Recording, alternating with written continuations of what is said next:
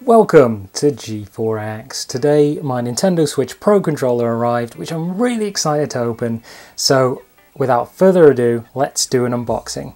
So first we're going to check out the front of the box. Pretty self-explanatory, nice detail on there, and we'll flip over to the back of the box. Nothing particularly interesting, but we'll check out the sides anyway.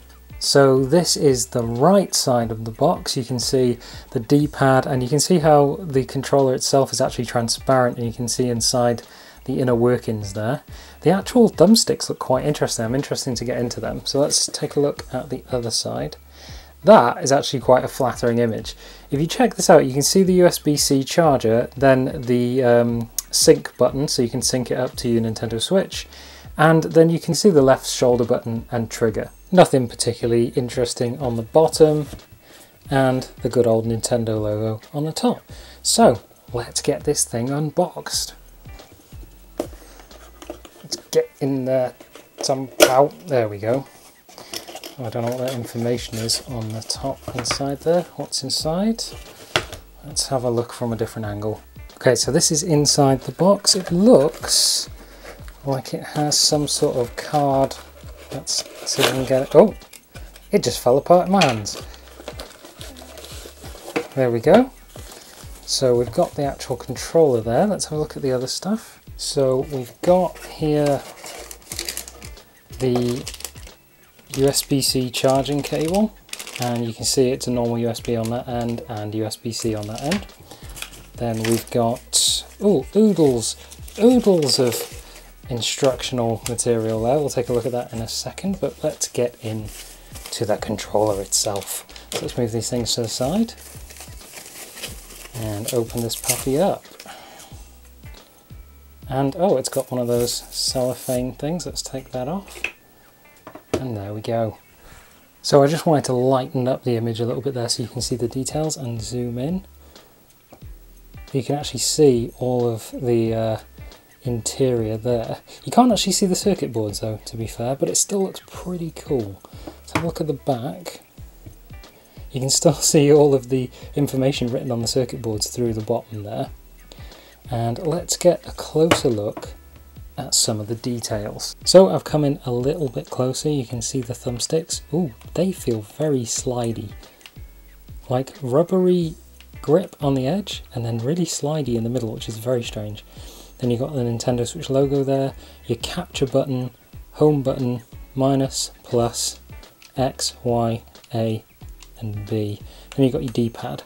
Your D-pad feels really good actually. That's probably one of the best D-pads I've ever used. Thumbsticks feel very smooth, very fluid. There's no grate in them. That's really nice. Let's try out the triggers. Ooh, the triggers feel really good. Okay, I'm going to have to investigate the triggers a little bit more here.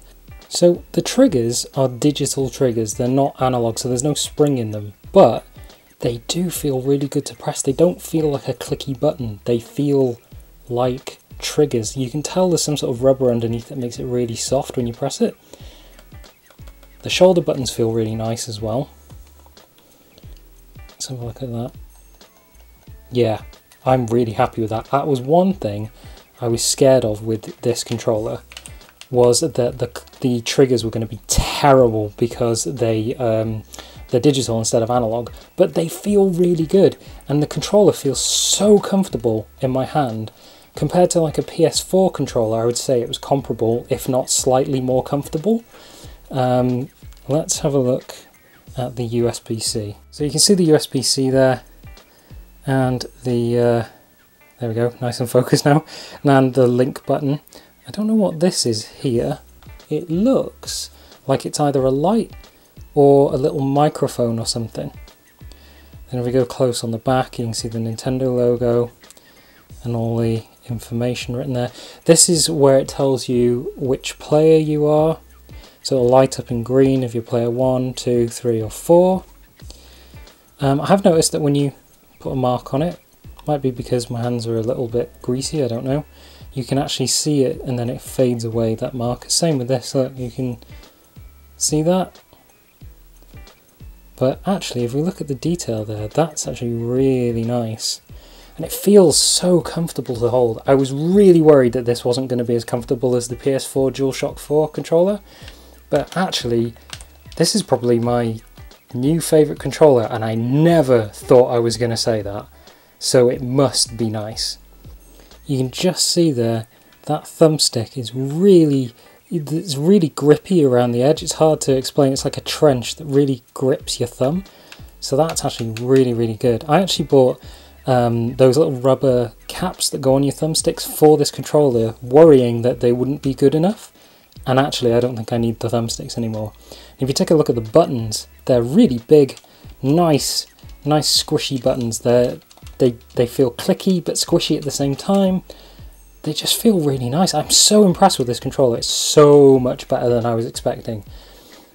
I'm also going to be doing some comparison videos on this controller versus a bunch of other controllers, including the GameCube controller, the PS4 controller, the old N64 controller, and I'm going to test the Joy-Con grip with the Joy-Cons in as well against this and other controllers.